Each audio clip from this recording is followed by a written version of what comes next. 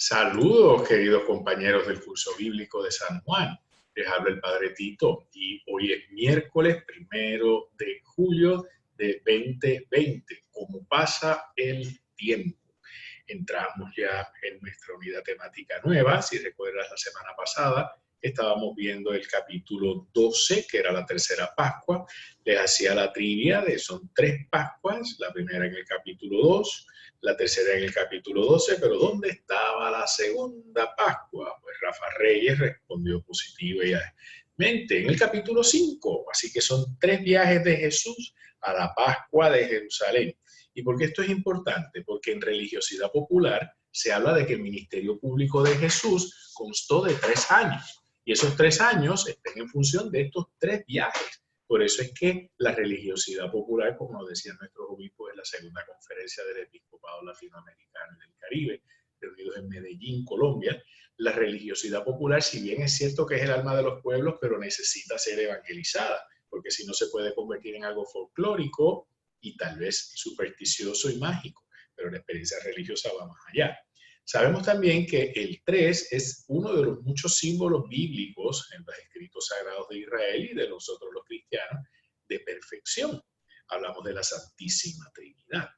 Entonces, en el resto de los evangelios, Mateo, Marcos, Lucas, que se conocen como los sinópticos, ahí solamente Jesús hizo una entrada. Así que si por los sinópticos fuera, pues la vida pública de Jesús fue 1. Si por el evangelio de Juan, pues la vida pública de Jesús fue 3. Estamos hablando de numerología y simbolismo. Entonces, la semana pasada veíamos cómo fue la unción en Betania, la entrada mesiánica de Jesús en Jerusalén, lo que nosotros recogemos en la liturgia del Domingo de Ramos de la Pasión del Señor, cómo Jesús anunció su glorificación por la muerte y que esto se da en el contexto de cuando los griegos querían conocer a Jesús. Así que ya vamos viendo que el mensaje de salvación de Jesús trasciende la cultura judía, rompe el etnocentrismo religioso y la salvación de Jesús es una propuesta universal. La salvación de Jesús es para todos los seres humanos. Entonces, antes de entrar en la presentación o acompañamiento de la sesión de hoy, aunque lo dije también en el curso de Pentateuco, pero ya que lo tengo, lo comparto con ustedes. Este librito que se llama La interpretación de la Biblia en la Iglesia. Aquí tenemos qué es lo que nos enseña la Iglesia de cómo se interpretan las Sagradas Escrituras, sobre todo los métodos que tenemos para que estemos al día. Nuevamente, la interpretación de la Biblia en la Iglesia. Un documento que debe estar en casa de todo buen católico que quiera conocer las Sagradas Escrituras. Puedes conseguir en la librería Paulinas. Entonces, cuando nosotros leemos los evangelios, normalmente el relato más largo es el relato de la pasión. Sin embargo, en el evangelio de San Juan, el relato más largo no es el de la pasión, es el de la última cena.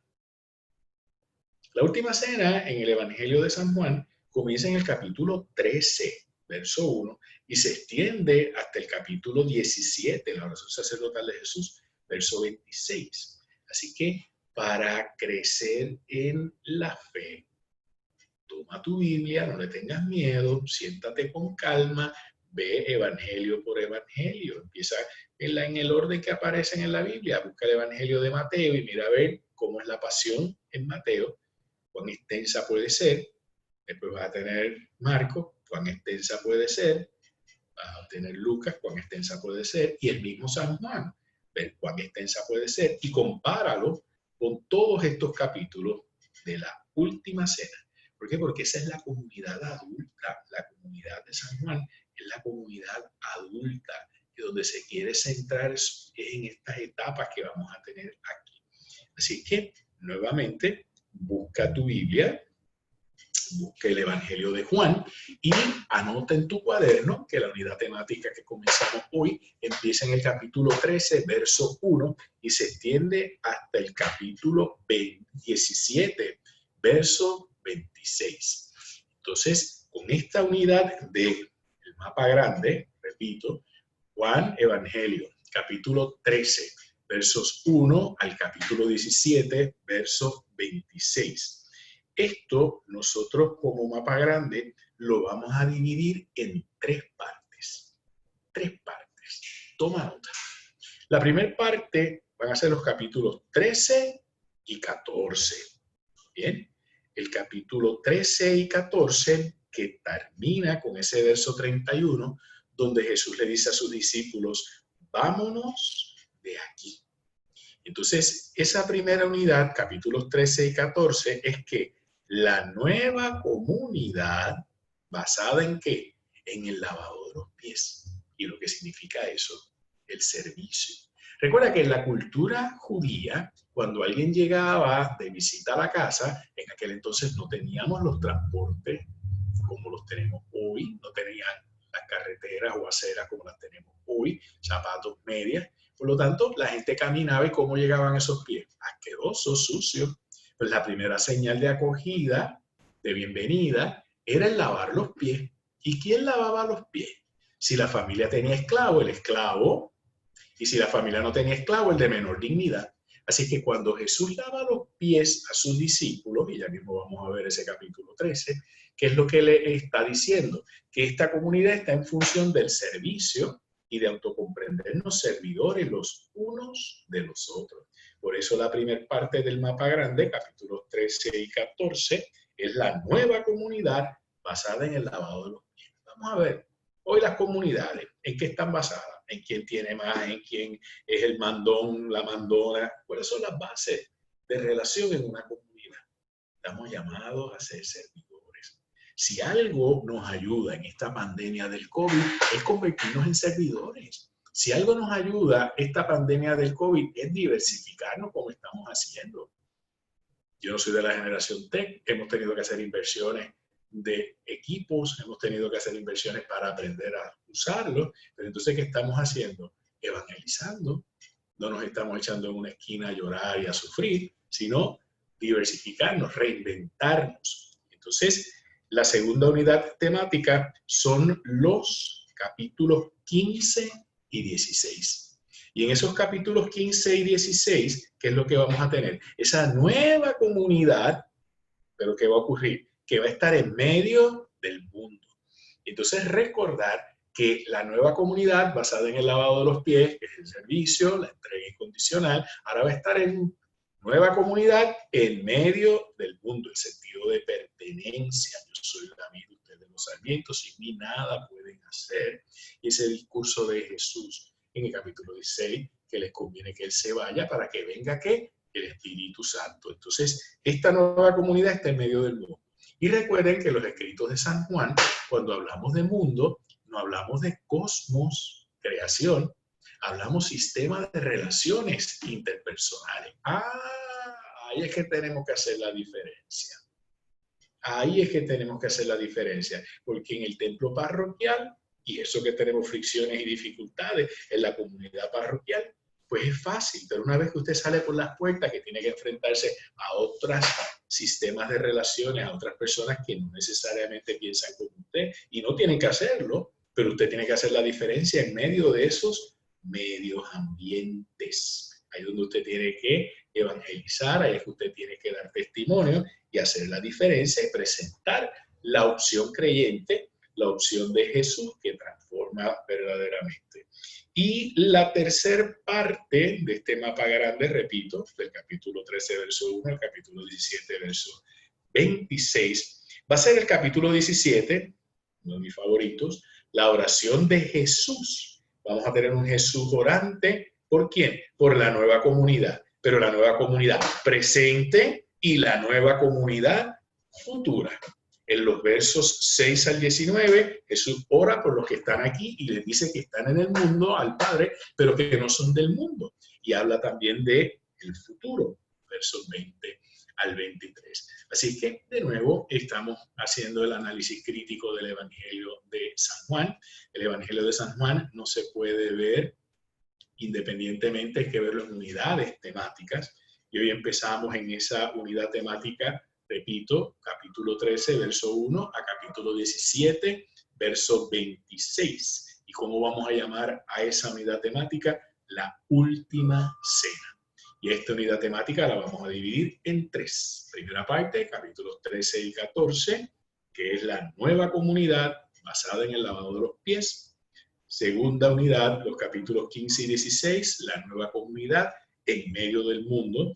Y el tercer parte, que es el capítulo 17, la oración de Jesús. Jesús orante por la nueva comunidad, tanto presente como futura. Vamos a abrirnos a la obra del buen Dios que quiere actuar en nuestras vidas. Vamos a buscar nuestras Biblias en el Evangelio de Juan y vamos a buscar el capítulo 13.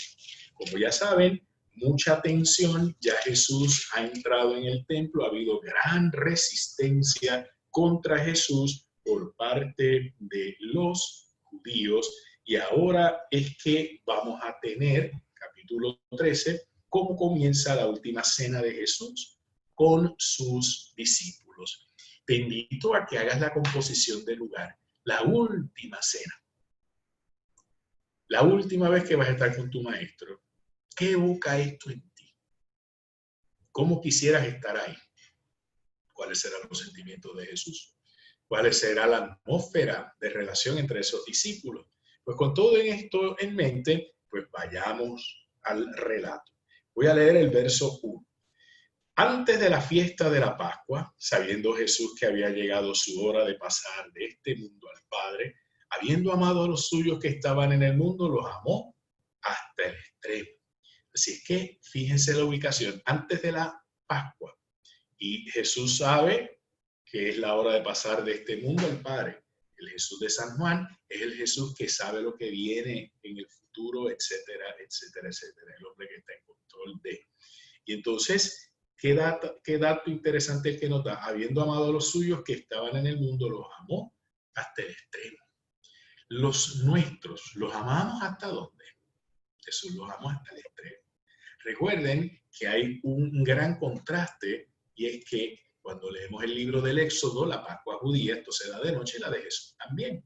Y cuando se habla de Pascua, está en clave de última cena, del paso. ¿Qué significa el paso de Jesús por nuestras vidas? Fíjense que cuando nosotros en el lenguaje diario hablamos, decimos, tras el paso del huracán María y lo que ha ocurrido del 2017 en adelante. ¿Ok? Como adultos nos tenemos que decir, tras el paso de Jesús por mi vida, ¿qué ha pasado? ¿O es que no te has dado la oportunidad de experimentar el paso de Jesús por tu vida? ¿Es Jesús alguien que ha pasado en tu vida para transformarte? ¿O es Jesús solamente un dato sociológico que se menciona? ¿O una reflexión bonita? ¿Qué significa ese paso que transforma nuestras vidas? El paso de Jesús, la Pascua de Jesús en nuestras vidas. Y entonces vamos a ver los contrastes. En el verso número 2, nosotros vamos a ver a Jesús, pero vamos a ver también la narrativa que nos habla de Judas Iscariote. Entonces fíjense lo que nos dice, verso 2, durante la cena, cuando ya el diablo había puesto en el corazón de Judas Iscariote, hijo de Simón, el propósito de entregarle, sabiendo que el Padre le había puesto todo en sus manos y que había salido de Dios, y a Dios volvía. Versos 2 y 3, ese movimiento de Jesús que tiene control y que conoce todo lo que está ocurriendo. Qué interesante esa dinámica. Ese Jesús que sabe lo que está ocurriendo. Y miren el movimiento en el verso 4. Se levanta de la mesa, se quita sus vestidos y tomando una toalla, se la ciñó. Recuerden que en la sociedad palestinense de tiempo de Jesús, la vestimenta te daba el estatus al que tú pertenecías, por lo tanto Jesús está renunciando a eso.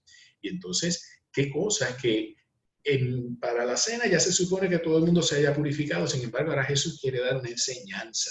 Y entonces, fíjense que lava los pies de los discípulos y cómo se dirige a Simón Pedro en el verso 6. Llega Simón Pedro, le dice, Señor, ¿tú lavarme a mí los pies? Jesús le respondió, lo que yo hago, tú no lo entiendes ahora, lo comprenderás más tarde.